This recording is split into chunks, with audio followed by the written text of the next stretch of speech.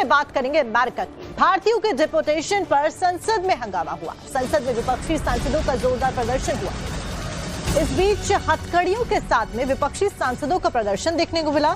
संसद के अंदर और बाहर विपक्ष प्रदर्शन करता हुआ नजर आ रहा है। दरअसल ट्रंप ने नई पॉलिसीज पे साइन किया और उसके बाद में अवैध प्रवासियों के ऊपर कड़ी कार्रवाई की गई ट्रंप सरकार के द्वारा। जब से डोनाल्ड ट्रंप ने शपथ ली है तब से लगातार वो एक्टिवली काम कर रहे हैं और इस बीच जितने भी अवैध प्रवासी थे, चाहे उसमें भारतीय ही क्यों ना हो, उन सबको वापस उनके मुल्क में भेजा जा रहा है। और जब भारतीयों को उनके मुल्क में भेजा गया, डिपोर्ट किया गया, तो उनके हाथों में हथकड़ियां थी और उसी के ऊपर अब विपक्ष हंगामा करता हुआ नजर आ रहा है। विपक्ष का कहना है कि इस तरीके से हथकड़ियों में भारतीयों को अमेरिका से वापस भारत भेजना शर्मनाक है।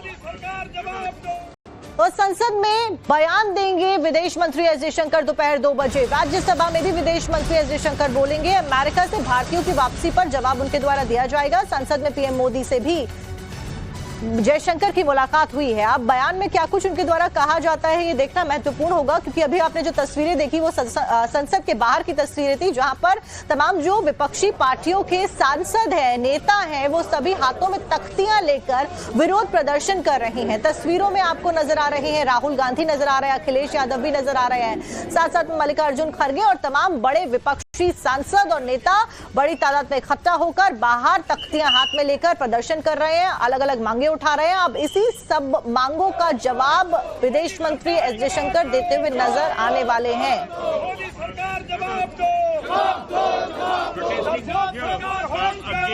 और ज्यादा जानकारी लेकर हमारे साथ हमारी संवाददाता रंजीता झा ठीक संसद परिसर के बाहर से जुड़ गई। रंजीता, तस्वीरें हम लगातार दिखा रहे हैं, फिलहाल क्या कुछ इन तख्तियों पर मांगे लेकर विपक्षी सांसद प्रदर्शन कर रहे हैं?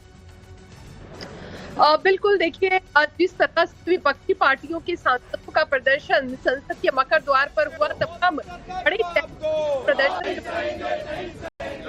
तरह से अप्रवासी भारतीयों को अमेरिका से भेजा गया है, उसी तरह से उस प्रदर्शन को सभी विपक्षी जो सांसद हैं वो संसद के अंदर प्रदर्शित करते हुए नजर आ रहे थे। तस्वीरों में आपको अखिलेश यादव दिख रहे होंगे, राहुल गांधी, प्रियंका गांधी, मल्लिकार्जुन खड़गे, सपा के भी तमाम सांसद इसमें मौजूद थे।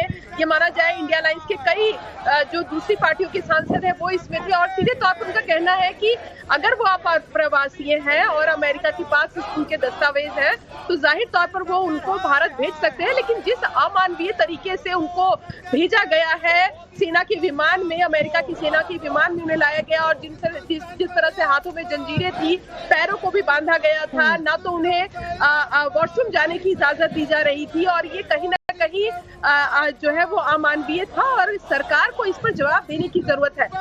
सांसदों के प्रदर्शन के बाद अब खबर आ रही है कि पहले राज्यसभा में विदेश मंत्री इस पूरे मामले पर ठीक है रंजीता, फिलहाल इसी को लेकर तमाम जो विपक्ष के नेता हैं वो प्रदर्शन कर रहे हैं। इस सब के बीच में डिपोर्टेशन को लेकर विपक्ष सरकार को लेकर के ऊपर हमलावर है। भारतीयों को बेड़ियों में वापस भेजा गया। अखिलेश यादव का यह बयान सामने आया। भारत को विश्व गुरु बनाने वाले सब मौन है। अखिलेश यादव ने कहा कि भारतीय नागरिकों के साथ में अमानवीय व्यवहार हुआ है और अखिलेश यादव की तस्वीरें भी आप देख रहे थे, वो भी फिलहाल प्रदर्शन कर रहे हैं। अमानवीय व्यवहार इसको कहा जा रहा है कि भारत के जो रहने वाले लोग अमेरिका में रह रहे थे उनको डिपोर्ट जब भारत किया गया तो उनके हाथों में इस तरीके से हथकड़ियां क्यों थी? भारतीयों को दासों की तरह बेड़ियों में जकड़कर अमानवीय परिस्थितियों में भारत भेजा गया। सोचिए आप, क्या सपना दिखाया था कि भारत विश्व गुरु बनने जा रहा है और जो विश्व गुरु बना रहे थे वो आज सब मौन हैं। हमारा विदेश मंत्रालय क्या कर रहा था और क्या कर रहा है आज? सवाल ये कि महिलाओं और बच्चों को जो अपमानजनक परिस्थितियों में बचाने के लिए सरकार के पास क्या कामकाज है? तो एक तरफ तो वो जो हम अपनी अर्थव्यवस्था को कह रहे हैं कि हम दुनिया में यहां पहुंचे जा रहे हैं, वही ये अमानवीय व्यवहार हमारे भारत के नागरिकों के साथ हो रहा है। वो कौन सी परिस्थितियां थीं जब भारत से छोड़ करके जाना पड़ा इन लोगों को?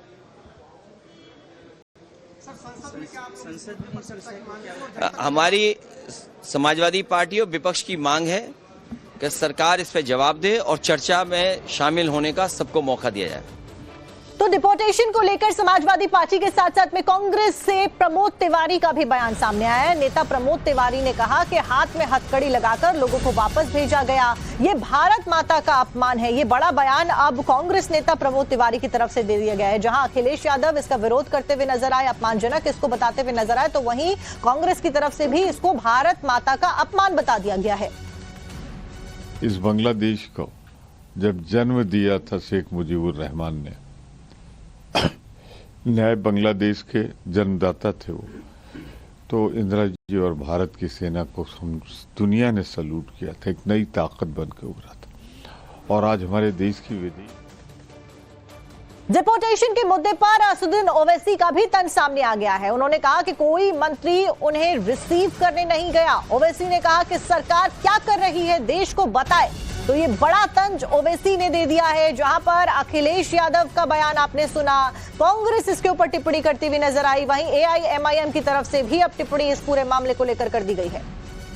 ये तो मुझे इस बात का बड़ा अफसोस है कि कोई मिनिस्टर नहीं गया उनको रिसीव करने के लिए। और ये बात बताता है कि भारत में अनएम्प्लॉयमेंट कितना है नौजवानों में। 45% यूथ अनएम्प्लॉयड है। इसीलिए इन सब एजेंट से वो ठग दिए जाते हैं, तकालीफ उठाते हैं, 8-8, 10-10 कंट्रीज क्रॉस करके जाते हैं। तो ये तो यहाँ की सरकार को बताना पड़ेगा, मोदी सरकार के अनएम्प्लॉयमेंट इतना बढ़ के क्यों है।